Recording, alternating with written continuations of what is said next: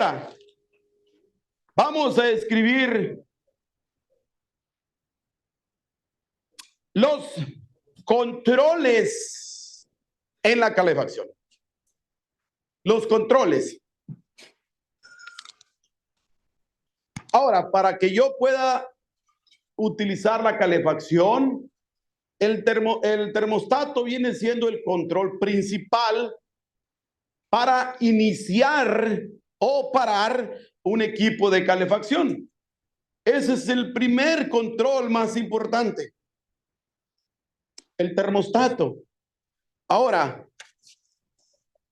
ustedes hicieron eso en su tabla. Recuerdo que ustedes hicieron una tabla y en la tabla utilizaron un termostato.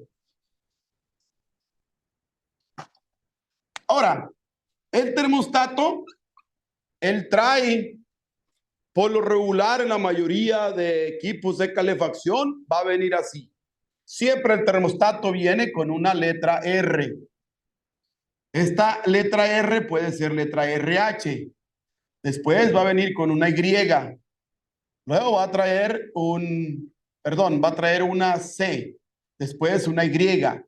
Después de la Y va a tener posiblemente una W. Claro, si es para calefacción. Y también va a traer el G. Ahora, este es un termostato de un solo stage. ¿Por qué de un solo stage? Quiere decir que no importa qué tiempo se aviente el equipo prendido, se va a quedar hasta que cumpla con lo especificado del termostato.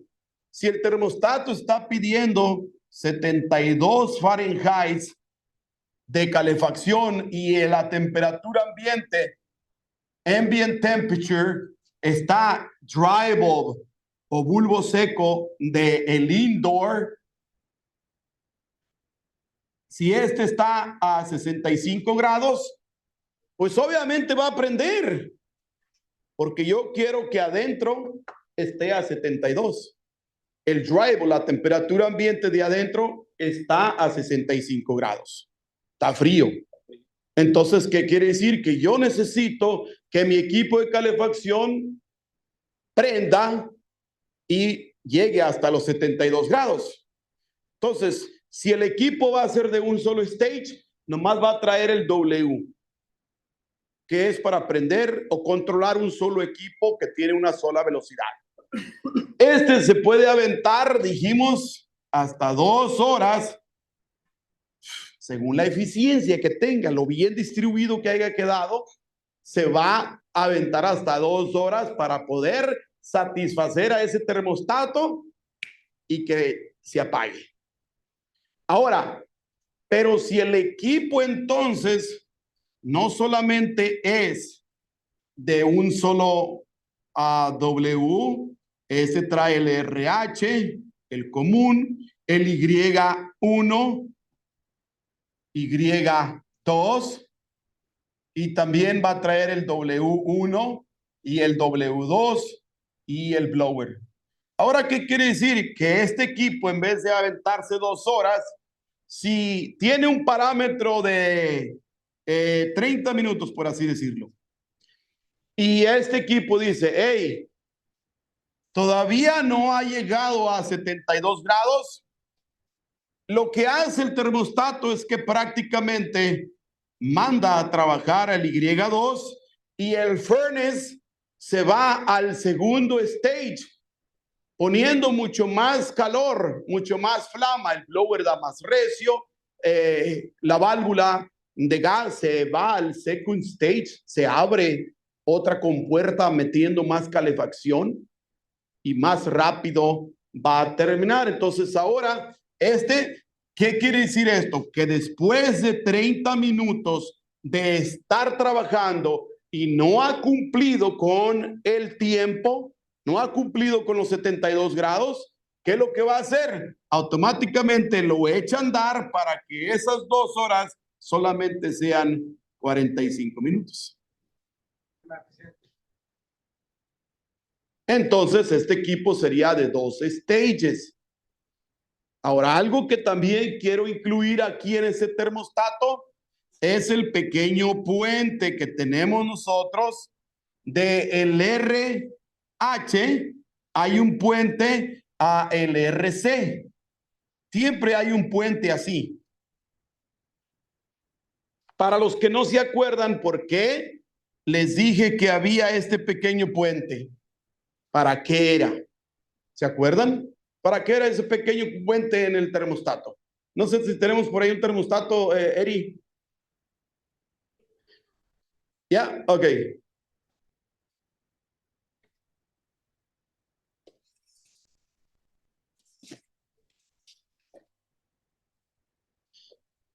A ver, José, ¿para qué era ese pequeño puente que está conectado entre el RH y el RC? ¿Sí? ¿Para qué era? ¿Para qué era? ¿Para qué era? ¿Para qué era?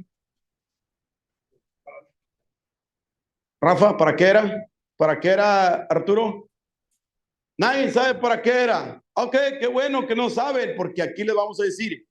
Dijimos entonces que el RH quiere decir power rojo.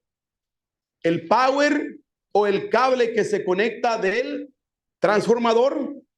Hay un transformador que trae directamente la máquina y este trae 120, 115 voltios a 120 voltios y de allí yo le doy power al RC y también le doy power al RH.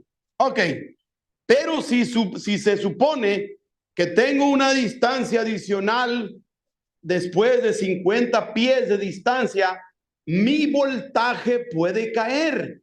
Entonces, si esto puede ocurrir, yo tengo que utilizar otro transformador, ¿ok?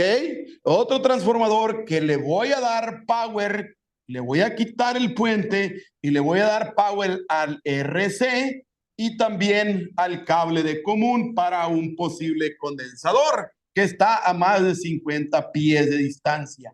¿Por qué? Porque el voltaje va a caer, le voy a quitar ese puente y ahora tengo un transformador que es para el red, que quiere decir power del heater. Power del heater aquí. Power del cooling acá. Entonces, con esto evito la caída de voltaje y pongo dos transformadores.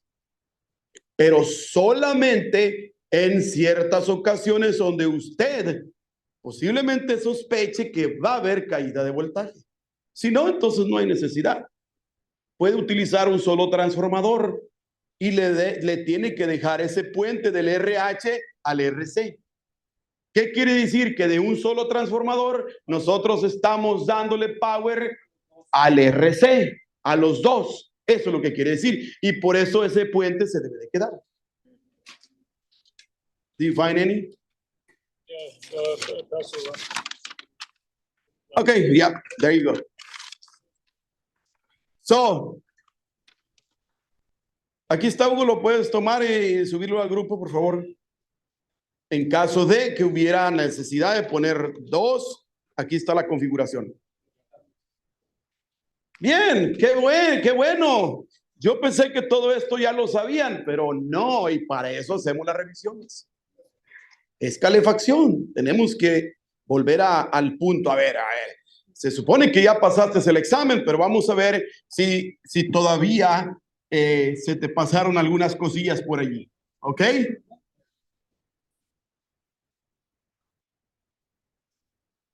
Ok, ahora, después de que nosotros le traemos la señal, acuérdense bien lo que les voy a decir.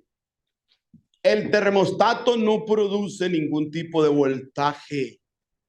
El termostato recibe el voltaje del transformador. ¿Ok? Como lo acabamos de demostrar aquí.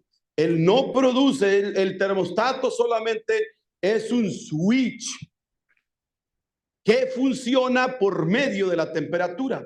A la respuesta de la temperatura, él va a abrir y cerrar switches, es todo. Pero el power tiene que estar allí presente. En la mayoría de los casos, el día de hoy, la mayoría de los termostatos tienen que tener el power presente, que es el R y el C. Hay algunos termostatos que van a funcionar a baterías, posiblemente, pero la batería es para poder ver el ¿qué? El display. 72 grados aquí, y él solamente va a tener Y, va a tener el W, y luego va a tener el verde. Sí, no hay necesidad de gran cosa. ¿Ah? Él no necesita común. Él, por medio de pilas, él va a poder hacer los cambios, es todo. Pero cuando nosotros tenemos un termostato que posiblemente es programable y que utiliza 24 voltios todo el tiempo, entonces los 24 voltios que van a estar aquí van a ser para el display, y no lleva pilas. Algunos que son programables sí llevan pilas, porque en caso de que se fuera el power, hubiera un corto, ya no hubiera 24 voltios, tiene una pila que le ayuda a que no se borre la programación. ¿Bien? Luis, adelante. No, nada más eso de la caída de voltaje, estaba hablando del cable del termostato, ¿verdad? Sí. ¿Tenía una pregunta? ¿O si me escuchas, Hugo? Sí, lo escuchamos. O la de la caída de voltaje se refiere a cuando es más de 50 pies del cable del termostato. Sí, correcto. De él estamos hablando. Ok, gracias. Una pregunta. A ver, adelante, Julián. ¿También el termostato se puede alimentar del transformador del furnace? Sí, originalmente de ahí viene, normalmente de ahí viene alimentado. Del mismo transformador del furnace o del air handler, del mismo transformador de la unidad o el air handler del furnace, y ahí viene alimentado. Pero en el caso de que nosotros necesitamos agregar, por ejemplo, un condensador a distancias más largas, o que posiblemente, otro ejemplo, que posiblemente en la misma máquina, el furnace, nosotros le hayamos puesto equipos adicionales, como qué. Vamos a hablar de equipos adicionales. A lo mejor aquí adentro yo le puse una UV light, y la UV light es de 24 voltios. Entonces, esa UV light la voy a conectar al mismo transformador de aquí. Aparte de que el transformador tiene que mandar el voltaje hacia el condensador, también tiene que dar voltaje hacia el UV light. Y no solamente eso, ahora me atreví a venderle un humidificador al cliente, y el humidificador necesita 24 voltios para su termostato adicional. Entonces, ya todo esto es mucha carga.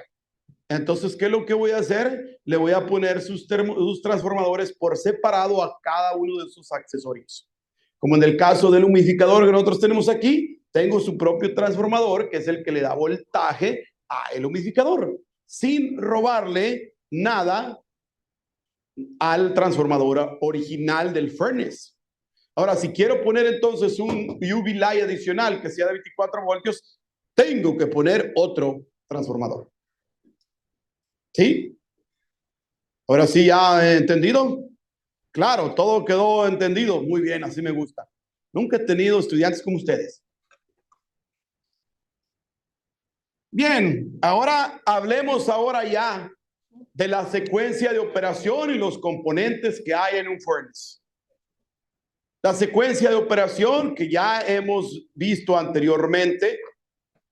Ahora, para que nosotros podamos, lo primero, después de la instalación de un equipo. La instalación de un equipo viene por código y tiene que ser el código requerido. Hablemos del equipo antes de el flue pipe, después lo tocamos, pero hablamos del equipo.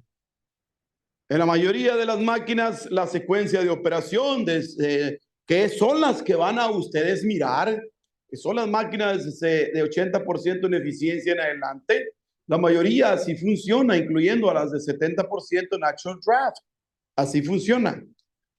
Lo primero que ocurre, si usted ya tiene sus apuntes de la secuencia de operación, sabe que lo primero que ocurre es la llamada de calefacción. Eso es el paso número 1. Ocurre la llamada de calefacción. ¿Y eso dónde entra? En el termostato. Es lo primero que ocurre. Paso número 1, prendemos el termostato. Paso número 2, el termostato recibe esa señal, la interpreta y lo primero que hace es verificar en el paso número 2.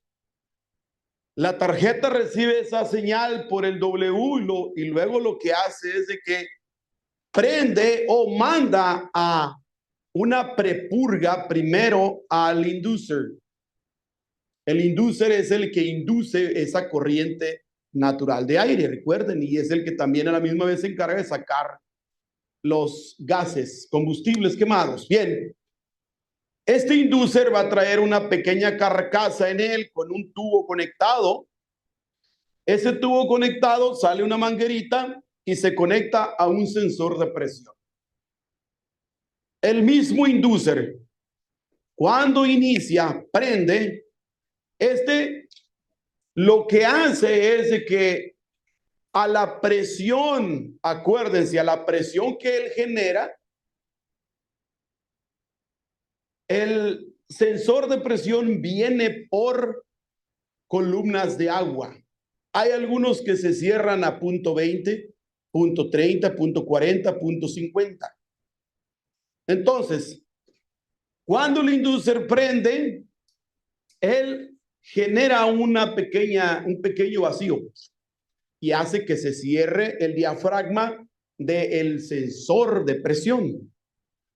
Al cerrarse ese sensor, pues se cierra el circuito.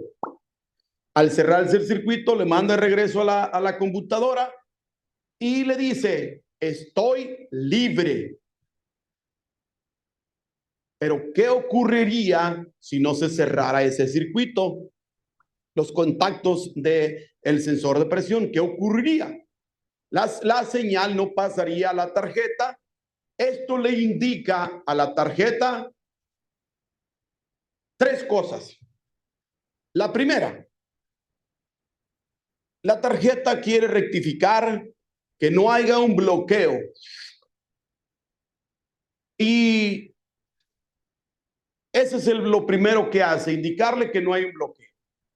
El segundo es de que el mismo sensor no esté dañado, porque si está dañado, pues no va a cerrar. El diafragma no va a cerrar. Tercero, que el mismo inducer no sirva.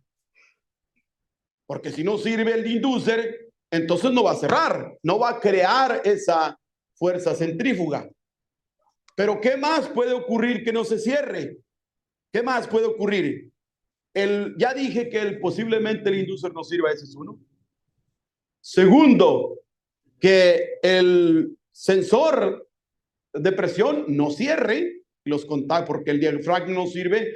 Y tercero, que esté bloqueado, pero también que hay una fuga en la carcasa, una fuga en el inducer, donde está montado hay una fuga. No está sellado herméticamente y está escapando aire hacia otro lado. Y ahora no se creó el vacío. Esa es una. La otra es de que la misma manguera esté tapada. O que la manguera esté rota.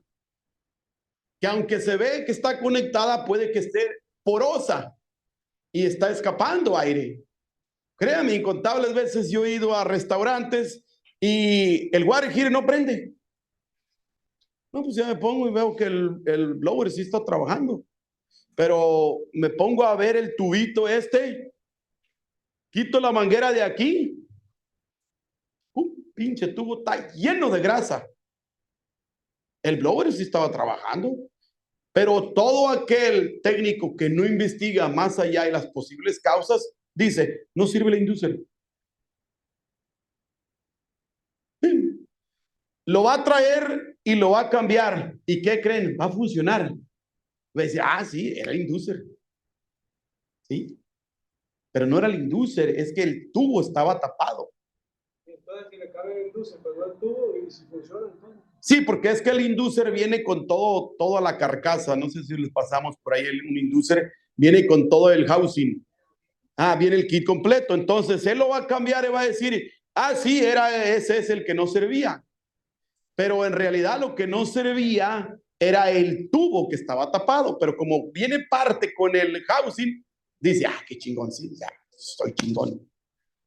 Pero se podía haber evitado ese problema, ese gasto. Simplemente que ser más observativo y decir, ay, güey, esta madre está llena de... ¿Qué es lo que debe hacer? Debe succionar, debe hacer un vacío, pero como está lleno de grasa, pues ¿cómo va a funcionar? Entonces, ¿qué es lo que podemos hacer nosotros? Una pequeña limpiadita. ¿Qué cree? Le ahorré el trabajo de comprar ¿Y cómo te vas a ver? Como un buen profesional que sabe lo que estás haciendo.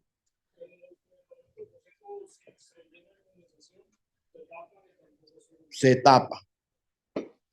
¿Ya? Entonces, ya. Primer paso, el termostato. Segundo paso, el inducer.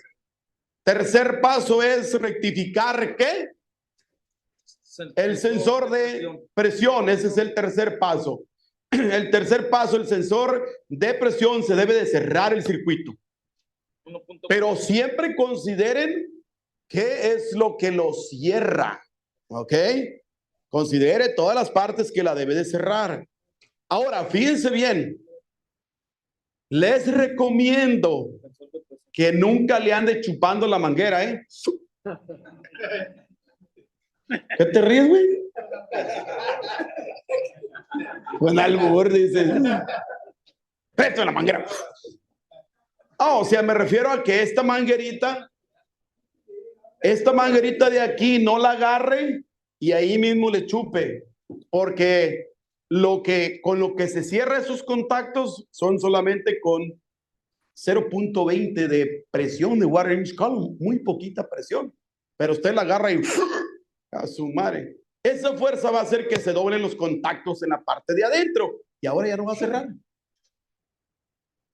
Le digo, yo sé que usted chupa fuerte.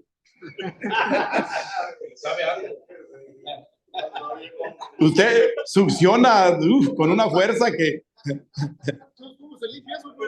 que cambiarla, Sí,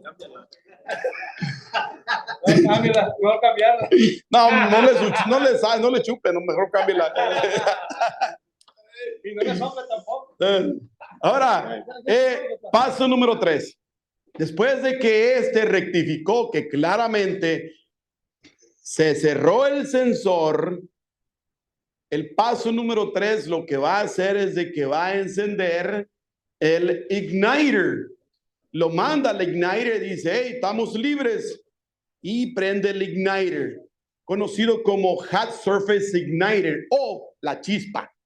Dos tipos de fuego que va a ocurrir. El hot surface igniter, que normalmente se pone al rojo vivo, y el otro que es chispa. Tenga mucho cuidado con esa chispa. Tiene aproximadamente 10,000 voltios. Esa chispa, cuidado, no ande moviendo el cable, porque si mueve el cable, lo anda agarrando, cuidado, le va a dar que se va a acordar por el resto de su vida. Ok, esta tarjetita que está aquí no trae un hot surface igniter, él trae chispa. Este pequeño transformadorcito que está aquí va conectado el cablecito para proveer la chispa a la cámara de combustión. Esta chispa es capaz de poner hasta 10,000 voltios. Ponga mucha atención. Si usted sospecha que está suelto, no lo toque, apague el equipo y conéctelo otra vez. No lo trate de conectar mientras la máquina está prendida. Porque qué tal si en ese momento manda señal y ¡ay, papaya de Celaya! Entonces, dos tipos que vamos a utilizar. Ese también es otra chispa, mire. Igual. Ese azulito es un transformador. Es un coil que causa el voltaje. Es un step-up transformer. Bien, entonces, después de que llegamos a esa parte, Número 1, número 2, número 3, número 4 es el Hot Surface Igniter o la chispa. Ese es el número 4. Número 5, establecemos la chispa del igniter lo que sea, y después de allí pasa al número 5, que viene siendo la válvula. La válvula tiene que recibir 24 voltios. La válvula tiene que abrir. Esa abre. Y al abrir con la chispa ya establecida, ¡bum!, ocurre la combustión. Bien, cuando una vez que ocurrió la combustión, ahora hay alguien más involucrado allí en la flama que debe ser el que rectifique que realmente ocurrió flama. No es que, fíjense, no es que va a tener a alguien que dice, hey, mantén la válvula abierta, así prendió, ¿eh? No, o sea, él tiene un método de cómo, a este se le conoce como la conexión al ground. Este entra y tiene los quemadores. Él tiene la flama. Luego él me tiene un flame rod que está conectado aquí a la flama directamente. Trae el cablecito y entra a la computadora. Ok. ¿Qué es lo que está ocurriendo aquí? Truchas, ¿eh? ¿Qué es lo que está ocurriendo? La computadora rectifica esa señal por medio del cierre de circuito. Ok. Usted ya sabe que en una pila regular el circuito pasa y entra al foco y tiene que regresar de esta forma. ¿Ok? Entonces, si nosotros le quitamos el foco aquí al filamento, regresamos aquí, vamos a regresar acá al foco. Si nosotros rompemos el filamento, ¡pum!, se interrumpe el circuito y el foco se apaga. Lo mismo ocurre aquí. Si nosotros le quitamos la flama, se interrumpe el circuito y se apaga. Una pregunta, ¿Quién Hugo. provee el circuito? ¿Quién es la carga? La flama. Eso es lo que ocurre.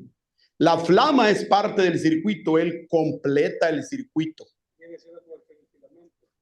Vendría siendo como el filamento. Si no hay filamento, no hay foco prendido.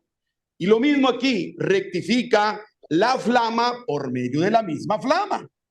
Entonces, si yo tengo la flama presente, entonces el flame rod lo que hace es de que dice, hey, se completó el circuito entre el ground y el positivo. Este vendría siendo el negativo y este viene siendo el positivo del furnace.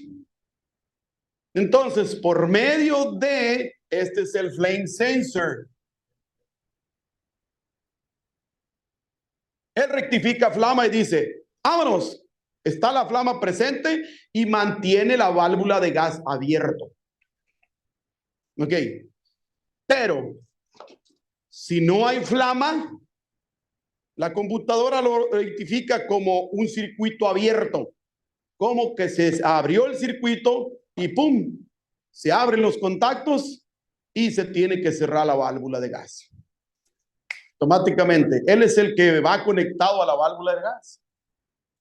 Entonces la válvula de gas se apaga, pero ¿qué ocurriría? Piénsalo. ¿Qué ocurriría que nosotros no tuviéramos un rectificador de flama? La máquina llega al quinto paso, que viene siendo la válvula, ¿verdad? Entonces, se estableció supuestamente la chispa, pero se apagó la flama.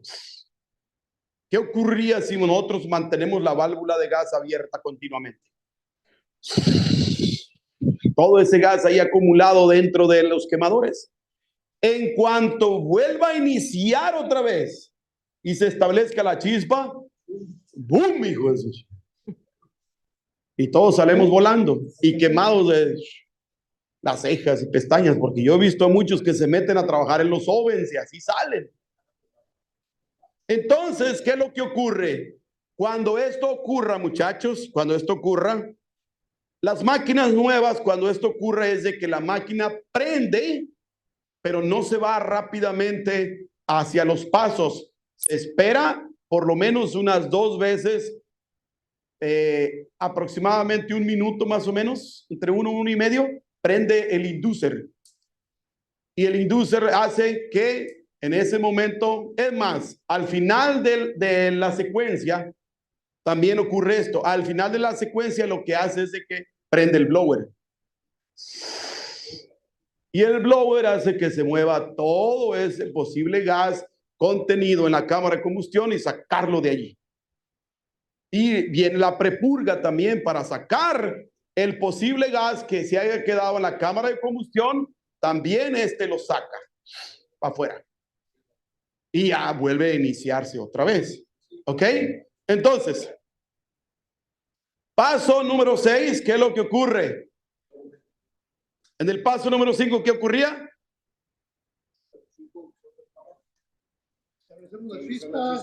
Establecer chispa.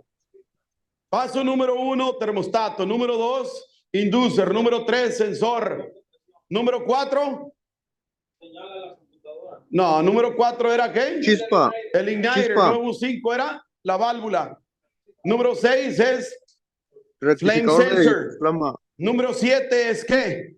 Sí, entonces se establece la flama después de pasado unos ciertos segundos, menos de 1 minuto por lo regular, prende el blower.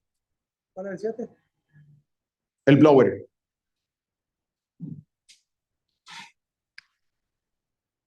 Ya es el último, el blower, ¿no? Sí, y es el último. Y prende el blower. Y el blower es el que se va a encargar de, vámonos. Pero en el mismo tiempo, aquí trae el maestro una high limit switch integrado en el fan. Ok. Vamos a ver qué ocurre entonces. Si después de que se inició la flama, debería de arrancar el blower. Pero si el blower no prende, los equipos más viejitos traían un high limit switch, un fan high limit switch. Él lo podías tú acomodar y una vez pasado la temperatura del gabinete, corta a todo el sistema de la válvula de gas. ¿Por qué? Porque pasó el tiempo, pero la temperatura excedió. Dijimos que el high limit switch se abre ¿a cuánto?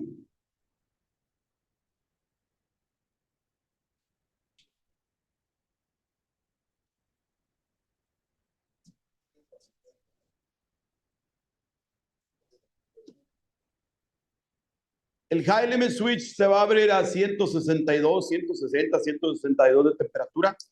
Ahí se va a abrir. O sea, que si después de que se supone que tenía que iniciar el blower, no prendió el blower, cuando la temperatura en el gabinete exceda los 160, vámonos con el high limit switch. El high limit switch está conectado en serie con los demás sensores, incluyendo la válvula de gas. Y él se apaga, dice, y se abre el circuito, prácticamente al abrirse el circuito, ¡pum!, deja de llegar señal a la válvula y se abre. Todo se apaga. Sí, son de los high limit switch más modernos. Eso que está aquí, y luego está aquel que mandamos, que es el más viejito, y luego están estos que son los high limit switch más modernos. Ahora, hablemos entonces de los sensores adicionales para proteger el gabinete. Dijimos que todos estos sensores son importantes, pero el high limit switch es para proteger la temperatura del gabinete. Luego hay un sensor high limit auxiliar que va montado directamente en el blower. Este es un high limit auxiliar. Entonces, 2 sensores, el high limit principal, el main high limit, que va en el gabinete, y el otro auxiliar que va en el housing del blower. Va montado en el housing del blower allí, en la carcasa. Entonces, estos 2 están en serie. conectados en serie. Si uno de ellos falla, el otro ya deja de funcionar. Adicionalmente tenemos los rollout switches. Los rollout switches son aquellos switches que van a impedir igual que la máquina siga funcionando cuando la flama extienda más allá de los quemadores. Normalmente van a estar puestos aquí y puestos aquí. Si nosotros tenemos los quemadores aquí y la flama se extiende más allá, fuera de la cámara de combustión, esta temperatura va a abrir a los rollout switches, por eso se le llama rolling out. El rolling de flame, la forma correcta de nombrarlo es the flame is rolling out. El flame is rolling out, se está saliendo, se está extendiendo fuera, y esto impide que se queme el cableado y se queme todo lo demás alrededor. Entonces los rollout switches son netamente de seguridad, junto con los high limit switches. Entonces, esto es lo que deberá ocurrir. Ahora, vamos a ver cómo detectamos cada uno una posible falla.